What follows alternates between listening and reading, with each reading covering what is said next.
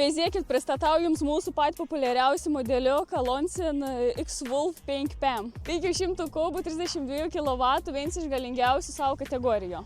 Paveizėkit, koks spalvyti.